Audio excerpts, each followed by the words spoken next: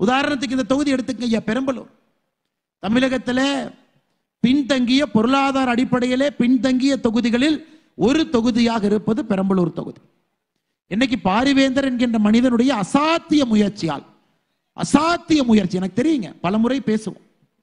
மத்திய அரசு நம்முடைய அமைச்சர்களை சென்று சந்திக்கும் பொழுது பலமுறை பேசும். ஐயாவுடைய கனவு இந்த தொகுதிக்குள்ள ஒரு ரயில் வண்டியை கொண்டு வரணும் அப்படிங்கிறது அவருடைய கனவுங்க. எத்தனை முறை பேசுவார், பிரதமரை பார்க்கும் பொழுதெல்லாம் பேசுவார். ஆனா இன்னைக்கு ஐயாவுடைய கனவு 2023 ரயில்வே பட்ஜெட்ல அது நனவாகி இருக்கிறது நினைக்கும் பொழுது இந்த மேடையில் இருக்கக்கூடிய நாங்கள் அனைவருமே சந்தோஷப்பட்டு கொண்டிருக்கின்றோம். அரியலூர்லிருந்து பெரம்பலூர், இங்கிருந்து நாமக்கல்லுக்கு போற அந்த ரயில்வே லைனை கொண்டு வரணும். எத்தனை ஆண்டு கால போராட்டம், ஒரு தனி மனிதனுடைய போராட்டமாக இருந்து 2023 ரயில்வே பட்ஜெட்ல அதற்கான குழுவை அமைத்து அதற்கான திட்டமிட்டு அறிக்கையை சமர்ப்பிக்க சொல்லி, உங்களுக்கு தெரியுங்க ஐயா, எப்பொழுதுமே அறிக்கை வந்த பிறகு அடுத்த 2 ஆண்டு ரயில்வே பட்ஜெட்ல அதற்கான நிதி வந்துவிடும். அதனால் எனக்கு நம்பிக்கை இருக்கிறது, 2024 பாராளுமன்ற தேர்தலில் பாரிவேந்தர் ஐயா மறுபடியும் நம்முடைய பாராளுமன்ற உறுப்பினராக பொறுப்பேற்ற பிறகு என்னுடைய பெரிய ஆசை, அவர் ரிப்பன் கட் பண்ண போற முதல் விஷயம் 2024 ஃபுல் ரயில்வே பட்ஜெட். ஐயா, இப்ப நாம போட்டிருக்கிறது பிப்ரவரி மாசத்துல நம்ம போட்டிருக்கிறது ஃபுல் ரயில்வே ஃபுல் பட்ஜெட் இல்லைங்க ஐயா, அது தேர்தலுக்கு முன்பு போடப்படக்கூடிய பட்ஜெட்.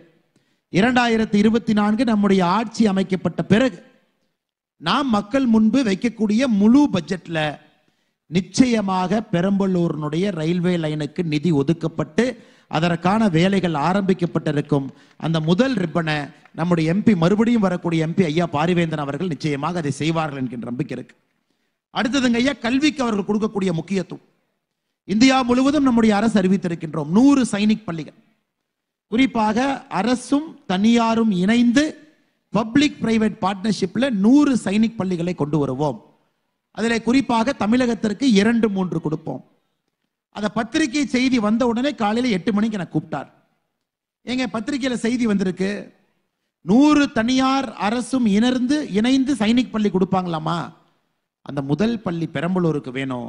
நான் இன்னைக்கு கடிதம் எழுத போறேன், அமைச்சரை பார்க்க போறேன், நீங்களும் கூப்பிட்டு சொல்லணும். அதன் பிறகு ஐயா கடிதம் எழுதினாங்க. ராஜ்நாத் சிங் ஐயாவை போய் சந்திச்சாங்க. ஐயாவிற்கு உடந்தையாக நானும் ஒரு கடிதம் எழுதினேன். என்ன சொன்னா, ஐயா, இங்கே ஒரு மனிதன் பாரிவேந்தர் அவர்கள் பெரம்பலூருக்கு உலகத்தரம் வாய்ந்த கல்வியை கொண்டு வர வேண்டும் என்று நினைக்கின்றார். நிலத்தையும் இவரே சொந்த காசுல கொடுக்கறங்கிறாரு. அதற்கான தனியார் பள்ளியும் தேவையான செலவுகளை நானே கட்டி கொடுக்கறங்கிறாரு. அதனால் தமிழ்நாட்டுக்கு வரக்கூடிய முதல் பள்ளி என்று சொல்வதை விட இந்தியாவில் இருக்கக்கூடிய 100 பள்ளியில வரக்கூடிய முதல் பள்ளி நம்முடைய பெரம்பலூர்ல இருக்க வேண்டும் என்கின்ற கோரிக்கை வைத்திருக்கின்றோம்.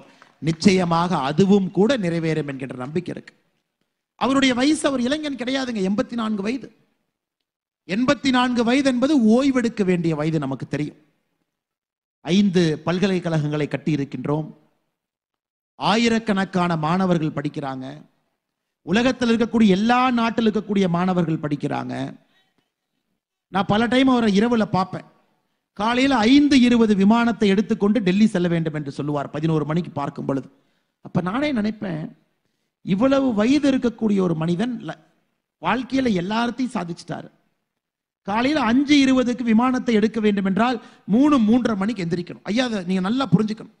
ஐயாவுடைய தொண்டர்கள் இதை நன்றாக புரிந்து கொள்ள வேண்டும் என்பதற்காக நானும் அவரும் பேசிய வார்த்தைகளை உங்கள் முன்னால் நான் வைக்கின்றேன். 3:30 மணிக்கு எந்திரிக்கணும். பாராளுமன்ற கூட்டத்தொடர், அதுவும் குறிப்பாக நம்முடைய குளிர்கால கூட்டத்தொடர். 4 டிகிரி 5 டிகிரி இருக்குங்க ஐயா. காலையில் நீங்க டெல்லியில போய் இறங்கும் பொழுது தன்னுடைய உடலை வருத்தி கொண்டு ஒரு மனிதன் 3:30 மணிக்கு எந்திரிச்சு 5:20 விமானத்தை பிடித்து டெல்லி போய் பாராளுமன்றத்தினுடைய கூட்டத்தொடரை அவர் அட்டன் பண்றாருன்னா, ஐயா, அது பணத்துக்காகவா? அவர் சம்பாதிக்காத பணமா? புகழுக்காகவா? அவர்கிட்ட இல்லாத புகழா? என்னுடைய மக்கள், என்னுடைய சமுதாயம், என்னுடைய தமிழ் மக்கள், என்னுடைய பெரம்பலூர்ல என்னை நம்பி வாக்களித்த பெருமக்கள் 4 லட்சத்திற்கும் மேற்பட்ட விக்டரி மார்ஜின் மட்டுமே ஐயா, 4 லட்சத்திற்கு மேற்பட்ட வாக்குகள். அவர்களுக்காக 24 மணி நேரமும் நான் உழைக்க வேண்டும் என்கின்ற ஒற்றை குறிக்கோளோடு 39 எம்பியில தமிழ்நாட்டில் ஒருத்தர் வேலை செஞ்சிருக்காருன்னா ஒரே ஒரு மனிதர் அண்ணன் பாரிவேந்தர் அவர்கள் மட்டும்தாங்க ஐயா, வேற யாரும் கிடையாது. அதனால்தான் என்னுடைய அன்பான வேண்டுகோள், இந்த முறை இந்த கூட்டத்தை பார்க்கும் பொழுது, அரங்கத்திற்கு வெளியே மக்களுடைய எழுச்சியை பார்க்கும் பொழுது, ஐயா பாரிவேந்தர் அவர்களுடைய வெற்றி பெரம்பலூர்ல உறுதி செய்யப்பட்டு விட்டது. தேசிய ஜனநாயக கூட்டணியினுடைய முதல் வெற்றி பெரம்பலூரிலிருந்து ஆரம்பம் ஒரு சான்றாக அறிவித்திருக்கின்றீர்கள். ஆனா ஐயாவுக்கு நம்ம வேலை கொடுக்க கூடாதுங்க. 40 நாளும் அவரை பட்டி தொட்டி போங்க, வீடு ஏறி இறங்குங்க, பிரச்சாரம் பண்ணுங்கன்னு சொல்லக்கூடாது. 5 ஆண்டுகள் நமக்காக உழைத்திருக்கின்றார். 40 நாட்கள் அவருக்காக நாம் உழைக்க வேண்டும். ஐயாவிற்கு நான் சொல்லியிருக்கிறேன், ஐயா நானும் இங்கே ஒரு நல்ல அரசியல் வர வேண்டும் என்கின்ற காரணத்திற்காக தமிழ்நாடு முழுவதும் போய் நான் வேலை செய்வங்க ஐயா. குறிப்பாக உங்க தொகுதிக்கு அதிக நாட்கள் கொடுத்து பெரம்பலூருக்கு நானும் வந்து நிற்பேன் என்கின்ற உறுதிமொழி ஐயாவுக்கு சொல்லியிருக்கு.